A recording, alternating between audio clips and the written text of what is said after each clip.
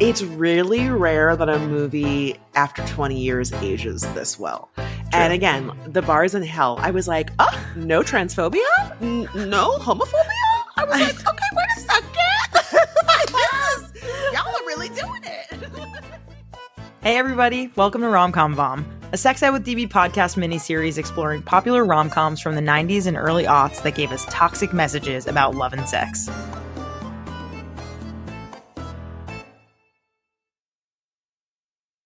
Hello, Sex Ed with DB listeners. Welcome to a brand new miniseries that we're doing. I am so excited.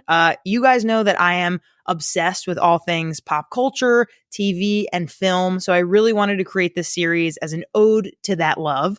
And I really love rom-coms. I have my entire life. And so I'm thrilled to be able to, use my sex ed lens to really understand what's going on here in these rom-coms and what did we internalize as kids and what are we taking into adulthood with us? Probably a lot of problems is the reality of that. This week, we are joined by the amazing Francesca Ramsey, comedian, writer, and cultural commentator to discuss the movie Hitch. Hello, Francesca. Oh, welcome. Thanks for having me. Yeah, I'm thrilled that you're here. I said this before we started recording, but I'm a huge fan of your work. I loved MTV's Decoded. I think you're so funny. You're so engaging. Love you on Twitter. Love what you're doing. So thank you for being here. Yeah. Of course. Yes. And since this is a brand new mini-series, I just wanted us to talk about our relationship to rom-coms and like how it came to be for each of us. So why don't you go ahead and go first? Yeah, I mean, I definitely grew up very much an idealist, so I enjoyed rom-coms, but I also was a late bloomer. I've talked about this in my work many a times that I predominantly went to white schools, so I didn't date. It really wasn't until I got into college that I was like, wait, am I hot? Because I never had a boyfriend. I never had any attention. And so for me, rom-coms were like, wow, like what if that was my life? Like, oh my God, like look at how you get swept off your feet, because I didn't have any personal experience to actually relate to when it comes to romance. So I was definitely like all in, full blown believer. Wow. Yeah. So I think like I totally get you. I feel like there's this element, and I'm so glad that you said sweep you off your feet, because there's a literal quote from Hitch that I have for our cringe corner later about this. But yeah, I similarly just feel like, I was like, I'm not these skinny hot women. That's not me. I'm like a curvy girl with acne and glasses. Like, where do I fit in But when here? you take the glasses off, do you become I'm beautiful. Suddenly hot? Like, she's all that. Yes, exactly that. Yeah. Wow. I didn't realize how hot she was this entire time. She's also skinny. That's so crazy that she's just ugly with glasses. Exactly. Yeah. I just felt very much like they were sweet and I really liked them. And I thought that was my idea of like how to be kissed for the first time and like never been kissed, or just like, this idea of like the romance. And I never was really like in love with When Harry Met Sally, but I feel like, The Holiday is like one of my favorite rom-coms of all time. And there's just so much like sweetness in them and a lot of good writing. I don't know if you've seen the movie It's Complicated. Yeah, I have. Well, and to your point about the sweetness, I think the sweetness is what, in hindsight, makes it difficult to recognize some of the more problematic elements. Like when you watch an action movie, for example, you're like, there's a lot of violence and there's drugs and criminality and corruption and all of those things. And when you're watching a superhero movie, you're like, this isn't realistic. Like this is fake, right? But rom-coms are often so grounded in reality and have that quote unquote happy ending that it's harder to actually have a moment of like, this is actually not realistic. Right. Even when they're like whimsical and fun, it still feels like, oh, that could happen someday for me. Totally. Yeah. I think even like watching Mean Girls and like Aaron Samuels like asking what date it is and just kind of being like just completely struck by how cute he is with his swept hair. And there's just these little elements that a lot of us when we were in like middle school and high school could just totally relate to. These like big crush feelings and just wanting to be loved by people is really absolutely like what it is. And yeah, I'm wondering if we can hop into Hitch now, because that's the movie that we're going to be talking about today.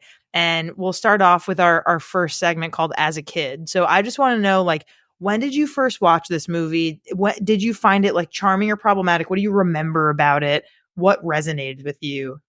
Yeah, so I do remember watching this movie, but I honestly can't remember how I felt about it. I will say I really like Will Smith. Same. And when I watched this, I was so just like, God, he's so charming. Like, even though he is like smarmy, you're just like, he's so cute. The hairline is full. Like, like he's just, he's so very hot.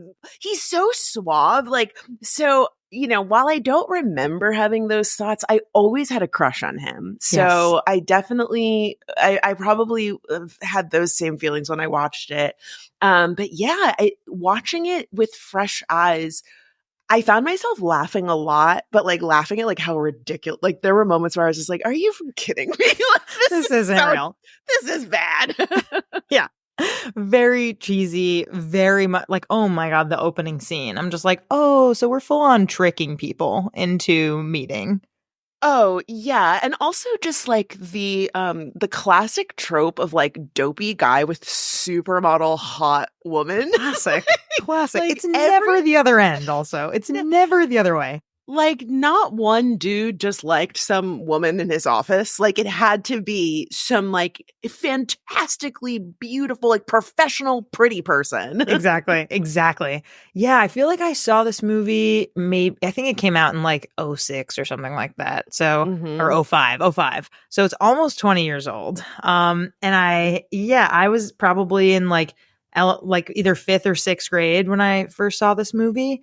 And I just remember, same as you, like having a crush on Will Smith and being like, oh, like, wow, he's built. Like he is quite hot in this movie. Yeah. And just this idea that like, oh, like nice guys clearly aren't getting a good shot or something. Like this yikes mentality of like, oh, like, wow, like I do want Kevin James to succeed. Like I do want, like he deserves Allegra. You're just like, oh, does he? I don't know. Yeah. It's like that. I've heard it called like the adorkable misogyny, where it's like because they are dorky, they feel less threatening. And even though, like, to your point about like, oh, you feel bad for Kevin James, like there's still a level of extreme entitlement. Oh like God. I'm in love with this person that I don't know. I know nothing about them. No conversations. They have no conversations. Also, I work for you. Like, so there's like it's clearly not professional to cross that boundary. And yet, like, I'm going to put all of this work into it because I know that if you get one-on-one with me, you will fall in love with me. And like the feelings will be reciprocated. And it's like, yeah, just because you're nerdy doesn't mean you're entitled to that. No, like for sure not. And this, I don't know, we'll get into it. But basically, listener, if you haven't seen Hitch before, or if you don't remember because you also saw it 20 years ago, here's a recap. We're going to do the setup right now. So in case you haven't seen it in a while, Hitch stars Will Smith as Alex Hitch Hitchens, a date doctor who helps clueless men win over women. Hitch's methods seem harmless at first, but as the movie unfolds, his advice about love and attraction walks a fine line between charming and manipulative. And why are we talking about this? Like, Hitch was a rom-com blockbuster. Like, it made really good money. It did really well. It's seen as kind of one of the most famous rom-coms of the early 2000s.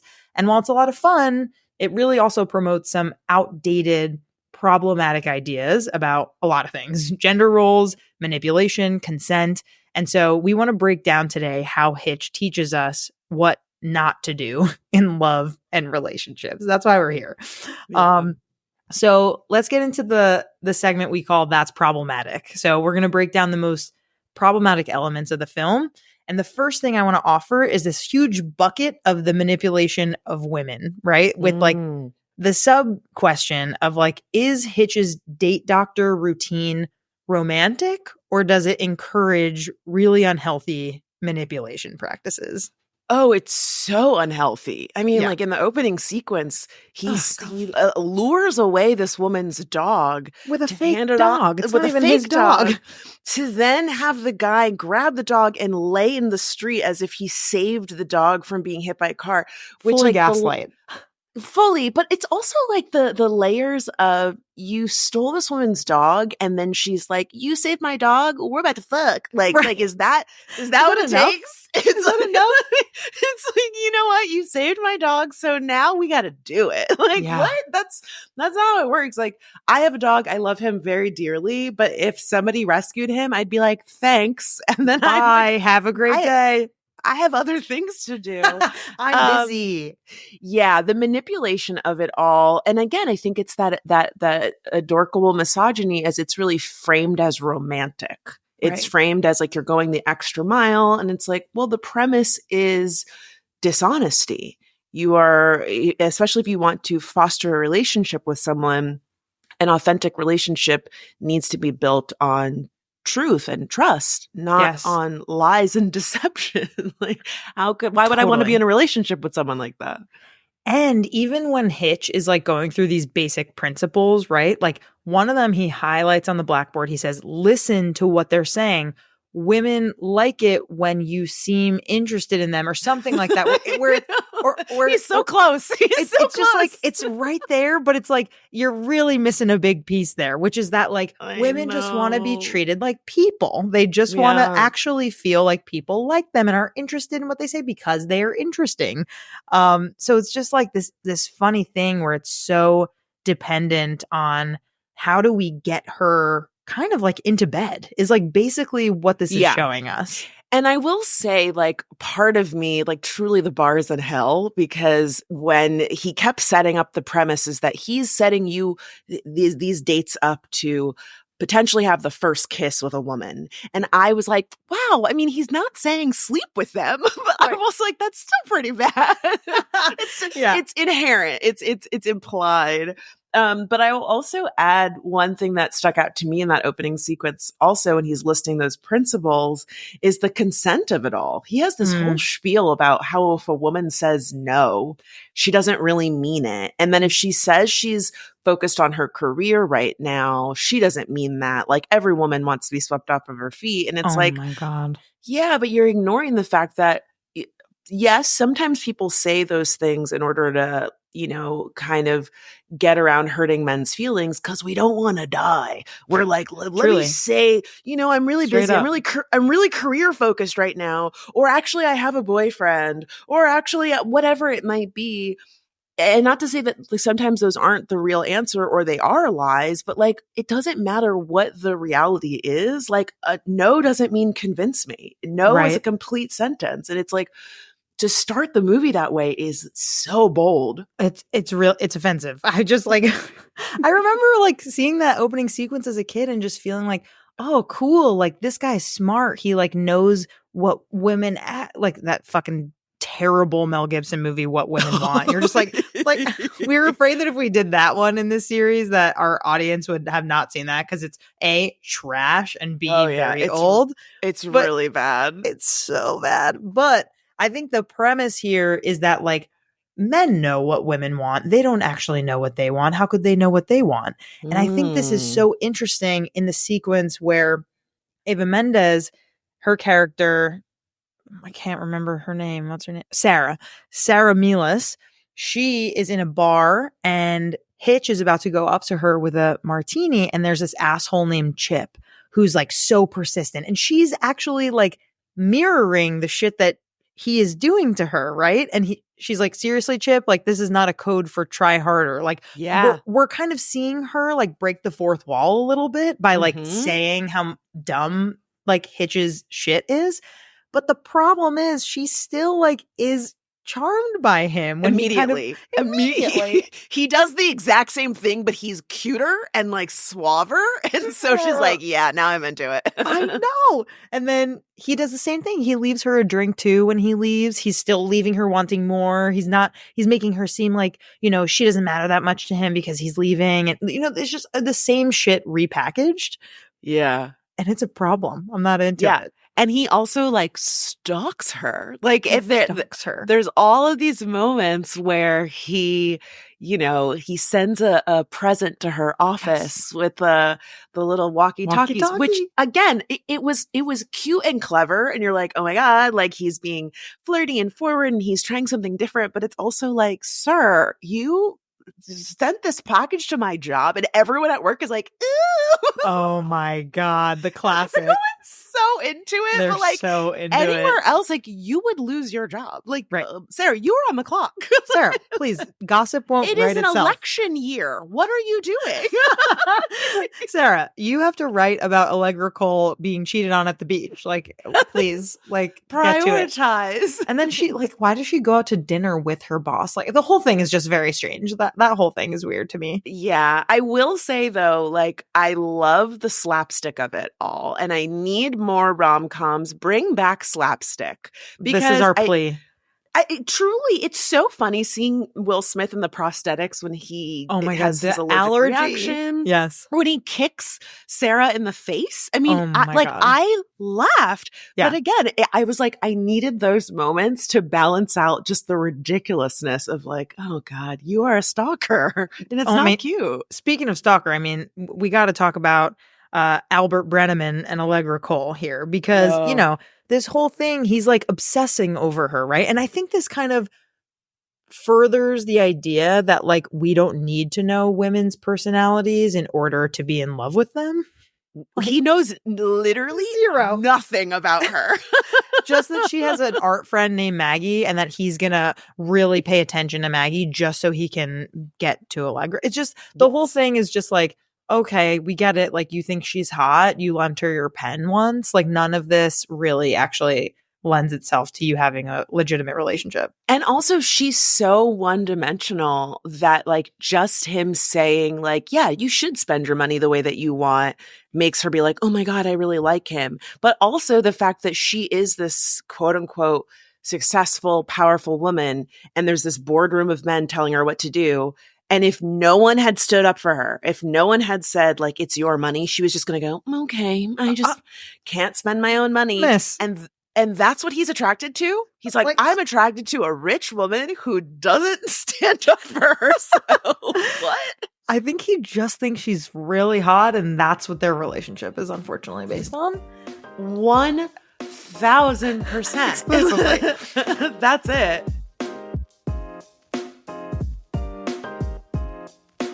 Hey everyone, Amy from the Shameless Sex podcast here with a special invitation for couples of all orientations and genders. Are you wanting to amp up your intimate connection with your partner? Maybe you want to add more spark and sexy aliveness into your relationship.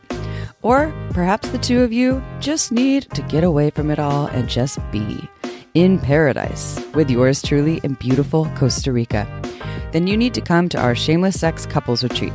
This luxury retreat is 5 days and nights of workshops, relaxation, adventure, fun, and play, plus beachfront and surrounded by toucans, monkeys, sloths, and all the creatures of the magical Costa Rican jungle. And it's all inclusive, so you don't need to worry about a thing once you get there. So if you want to pamper your lovership, then please join us November 12th through 17th, 2024. Spaces are limited to 6 couples, so snag your spot ASAP. To learn more or to sign up now, go to shamelesssex.com. You won't regret it. See you on the beach.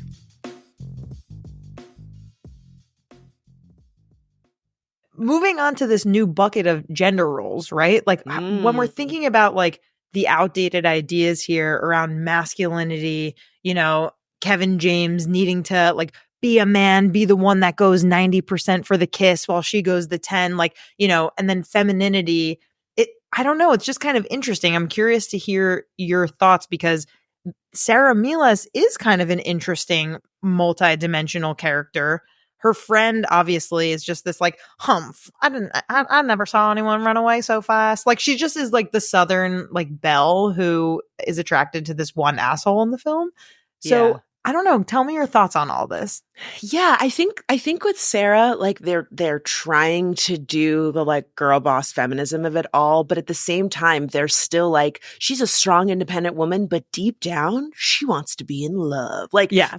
She comes to work and everyone's like, why are you at work? You're supposed to be on vacation. She's like, I just love working. And they're I like, love gossip. Yeah, I was on the beach and I was like, work. I had to come back early. And everyone's like, you need to be in love. You need to go on a date. And she's like, why would I? She's just like, I am not interested in that frivolous stuff. Right. But that just sets her up for, she's about to fall in love with Will Smith. Like that's Classic. What's going to happen. And unfortunately, they have kind of good chemistry. Oh, It's good. Listen, I would watch the tape. I I was into it. My bisexual tinglies Oh were my happening. God. Honestly, they are. She's so beautiful. She is so hot. She's so hot. And she has like a presence that's just like, she knows she's the shit. She walks into every room and she knows that every single eye is on her. And like, she's one of like, we're just in a place where we don't really have movie stars like that anymore. Like I see her in the movie and I'm like, God damn, I get it. She has that it factor. She has it. But again, like this idea of every girl just wants to fall in love is very problematic. And then with the Allegra and what is his name? Albert Brenneman. I just want to call him Paul Blart Mall Cop. Isn't that who he is? You can for the rest of today. You can call him Paul Blart. That's all I could but see. Mall Cop. Yes, Mall Cop. Yeah, it's really interesting with that whole thing too, because similarly, they tried to do this thing of like, he's nerdy and Hitch is trying to make him into the alpha male, but what ends up really winning her is that he's his nerdy self. So like they tried to have like a positive message, like him dancing badly, for example, which was spilling mustard on his shirt. He's kind of slobby. Yeah, he is falling all over himself. He has a lot of physical comedy, like he forgets to put his pants on at one point. Right. Like, it's very silly. It's very silly. And like, to his credit, he's charming in his own way. Like I did enjoy some of that. But again, it hinges on this idea that like all women want a certain type of thing, and that it's surprising that a woman who is beautiful and wealthy would fall for somebody like him. It's kind of like, can you believe it? Like, this is crazy. And not that it doesn't happen. Yeah. It's mirrored with Hitch and Sarah because he fucks up on all their dates and she finds that very charming. So I do think like they're trying to do something here, but unfortunately it is just like covered. It's still a Hollywood movie. It's still a movie. Yeah, exactly. It's still a movie. So I think like they're trying to kind of get out of this hellhole that they have built themselves. But I think consistently it just keeps, I don't know, the messaging, especially with this like one-dimensional like Vance Munson character who's basically just like, can we talk about him? What do you think about this? No, you were right on the money because I was about to bring him up to the point about like they're trying to do something subversive. They go like, this is what a real misogynist looks like. Exactly. He just wants to sleep with her, and it's it's a guy who wants to hire Hitch, and Hitch is like, absolutely not. I don't work with guys like you. And to me, the subtext was like, he's hot, he's a good looking, objectively. And then he's also like, oh yeah, I just want to sleep with her. Whereas your other clients feel the same way. They're just not saying, They're just not saying it, especially when this opening montage shows that the successful partnerships end up with the guy and girl in bed together. Right. So like, that's what you're trying to potentially set your clients up for, but saying it makes you a misogynist versus just wanting it doesn't. Right. It's like, you can't have it both ways. So interesting. I mean, like, I do think that this, like, Albert Brenneman, aka Paul Blart Mall Cop, he does kind of have this nice guy trope, right? And I think at the end of the movie, we're made to feel like when Allegra Cole is like, you told him to spill mustard on his shirt so he'd make me feel like less of a dork. And he's like, no, I didn't do that. That's all him. Like, I do think they're trying to show us that like being yourself, like will get you the hot girl, which I think like good message still makes me feel annoyed that it has to be like schlubby man, hot girl. Like if it was schlubby girl, hot man, that would break the internet. I don't think that is a thing that like Hollywood bets on. Especially and she has no personality. Like that is one of my biggest pet peeves of most rom-coms and romances in general in movies is I don't see, again, like with Will Smith and Sarah Miles, I keep popping around between actual names and character names. I know, me too. They have chemistry. Yeah. Like it seems like they're talking. She's always kind of like sticking it to him. She's very clever. You can tell that like the way that she talks to him, like he's always caught off guard. Like, damn, I didn't expect her to say that. Like, how am I going to keep up with her? Versus Mall Cop and Allegra, like they don't talk about anything. No. Like what, y'all? He taught her how to whistle. Like okay, but what else? Like who? There's no substance. No, and I did like that he like stood up for her, like when they were at the fashion show and the guys were being kind of snooty. Right.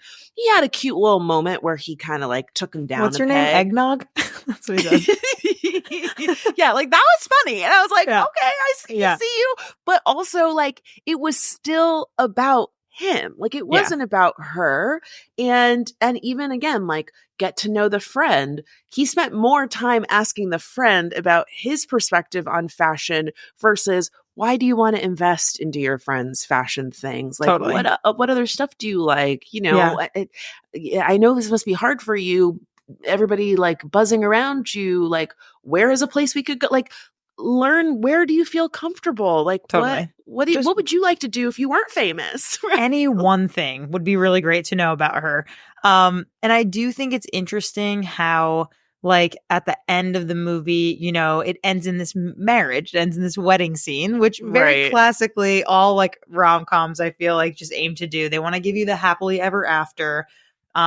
You know, they want to give the best friend a hottie to dance with on the dance floor. That Hitch also orchestrated by having that old lady choke on an olive.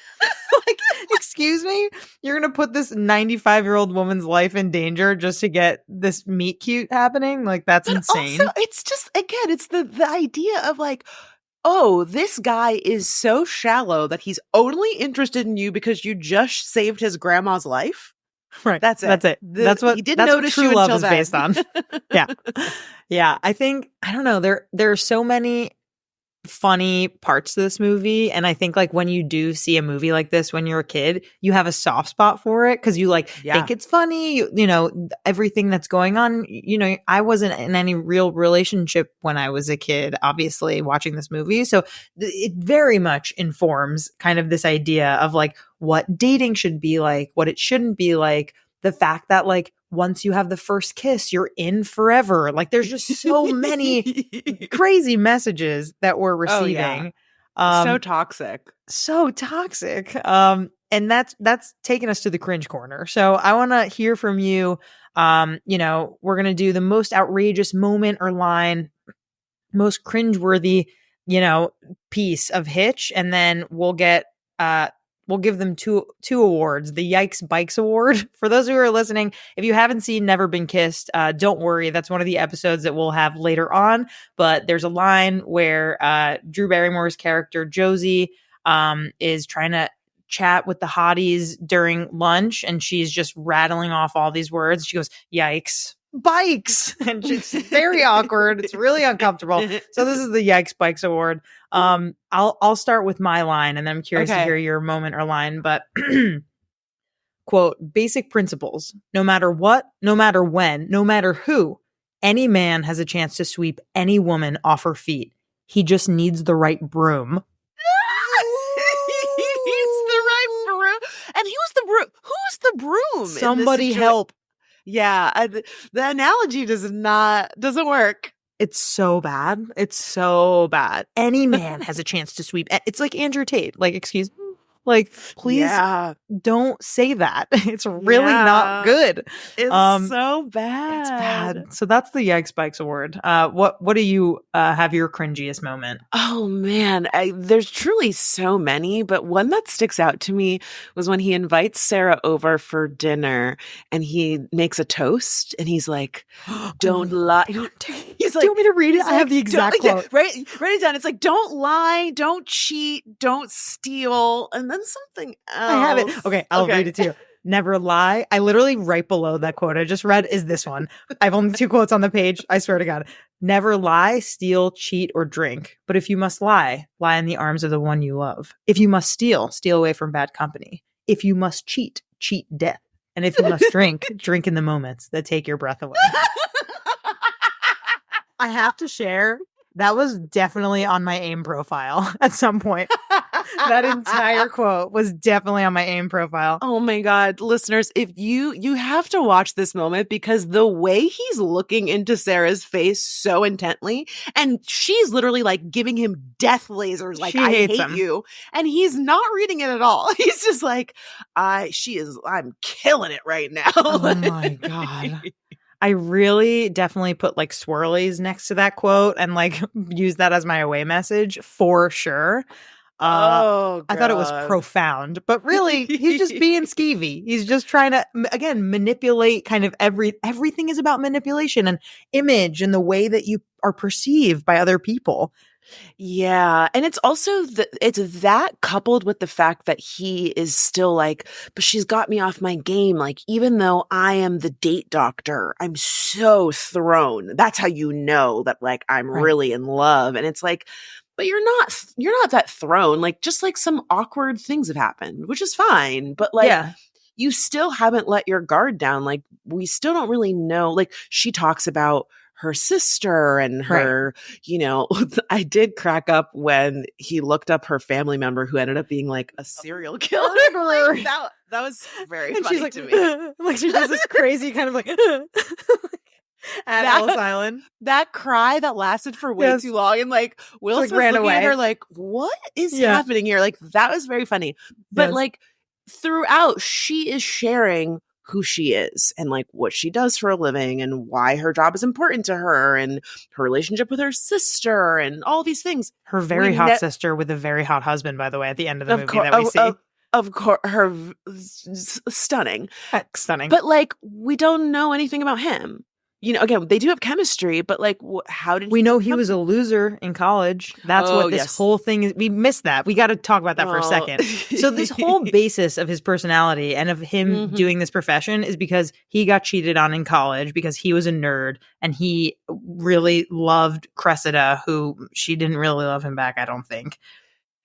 Yeah, but even that is very strange because it's funny because like how we talked about for women in movies, the rom-com of it all is like the glasses, but like for the guy, it's like a blouse. So like you're wearing like a mixed print blouse, which I was like, ooh, would wear that. I would. Like today, that's what for sure. I totally would. That's what makes him ugly because he's still Will Smith. He's hot. He's very hot, to be clear. He's still very hot. But then he gets with her, and again, it's not clear what he learns from that then inspires him. It's more like, it breaks his heart and he decides he needs to teach other men. But I don't know how did he learn these tools? Like, it's never clear where that comes from. He's like a modern day dating coach is really like what it is. And it's so funny because there are so many people who are peddling kind of this bullshit in 2024 of like, if you know how to get to a woman's head, you'll get into her bed. And I just made that up. But and the thing, again, it's the thing of like, again, the bar is so low because you're right, those guys do exist, but the 2024 versions are so misogynistic and they're so like explicit and they're just so disgusting and they're so creepy that when I was watching Hitch, I was like, well, it's not terrible. Like, it's bad, but it could be a lot worse. Yeah. We're going to now rate the movie. Okay, let me tell you about this system. We have 1 to 5 VOMs. Okay, so basically, based on how problematic its messages are about dating, love, and gender roles, if it's 1 VOM, it's a dated movie, but mostly harmless, all the way through 5. full body cringe, aged like milk, just absolutely would not recommend. Where would you rate this? I'm gonna put it at a 3 voms. That's exactly. I mean, okay, that's it's rough. It's rough. It's rough, but like I still enjoyed myself. I still like it's funny laughed. still. Yeah, it is still funny, and I think realizing that we're coming up on 20 years since this movie was made, it's really rare that a movie after 20 years ages this well. True. And again, the bars in hell. I was like, oh, no transphobia, no homophobia. I was like, okay, wait a second. Y'all are really doing it. And I was like, the consent stuff is a little bad, but I was like, there was nothing really rapey in this movie. Right. Which is just like, oh, we need some help here. Literally. But, yeah. I think, okay, the final question I have for you, we're going to give our final thoughts and a rewrite. Okay. So basically, like, we're going to do final thoughts on Hitch. Maybe if you want to talk about if you feel like it's left a legacy in rom-com history or not, like, what do you think overall the message was here? And if you could rewrite like either a scene or a character, what would you do? So I think the overall message was supposed to be like a be yourself, because Paul Blart, he can't dance. He gets mustard on his shirt. He has an inhaler, which Hitch was like, get rid of the inhaler. No, don't. You need that for your life. Keep the inhaler. Please do not die. That is not cute. So, and similarly, when he's around Sarah, he just can't keep it together. He's kicking her in the face. He's losing his shirt in the door. He breaks down at her front door and he's all tongue tied. He's just like, this girl's in my head. He's like, can we close the door? Can we just close the door? Yeah. So I think that was what they were trying to get at. If I was going to rewrite this, I think the idea of a date doctor is interesting, but instead of people who are trying to, get the affection of somebody else, maybe it's more for like couples who've like lost the magic. So it's almost like a relationship therapist, and the date doctor of it all is like helping couples rekindle the magic. So, because I think what happens oftentimes is, when you've been with someone for a long time, you can kind of like get into a groove where you're literally not going on dates anymore. You're not like, dressing up for each other and giving each other gifts and doing all of the cute things you do in the wooing stage. So maybe if the premise was more about that, but it's also like the parallel thing of like, he's a date doctor, but maybe his marriage is falling apart, and like, kind of flipping on its head where like, they really do need to get a divorce, and like that's the journey. You've written this entire movie already on this podcast. I will say, while I was watching it, I was like, in the land of reboots, why haven't we had a Hitch reboot? And it's a lady Hitch.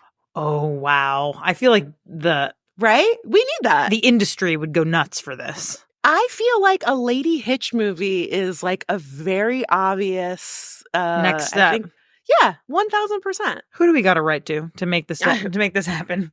Let's slide into Will Smith's DMs. Yes. Oh, it's so good.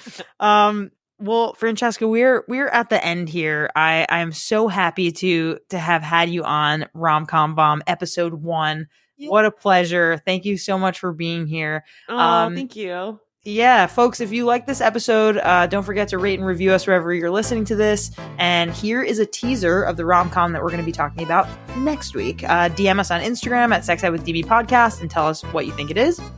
This 90s NYC rom-com features 2 bookstore business rivals who unknowingly fall for each other via anonymous email exchanges. Francesca, thank you again for being on. This is so much fun. Oh, thank you again for having me.